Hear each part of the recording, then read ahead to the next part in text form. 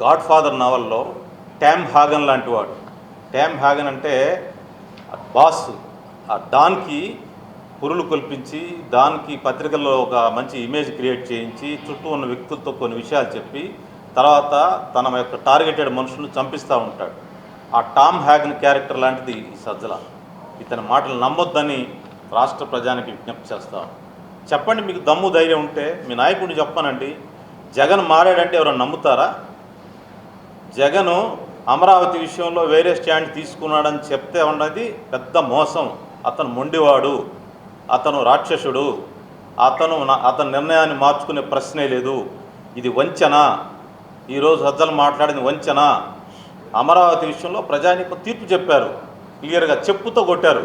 మేము అమరావతికి సపోర్ట్ అని చెప్పారు. ఇంకా వంచనేది మీ వంచన. జగన్ చెప్పమన్నట్టు చూద్దాం. జగన్ అనేవాడు మారడు, అతను మొండి ఘటం, మారే మనిషి కాదు. 3 రాజధాని విషయంలో అమరావతి విషయంలో అతను వెనక్కి తీసుకునే ప్రశ్నే లేదు. ఇప్పుడు నేను చెప్పిన పాము కథ చెప్పా కదా, దెబ్బ తగిలినప్పుడు నా దగ్గర బంగారు కడియం తీసుకెళ్దని వంచన చేసి ప్రజల్ని దగ్గర లాక్కుంటానికి ప్రయత్నం చేస్తున్నది. దగ్గర రాగానే కాటేస్తుంది.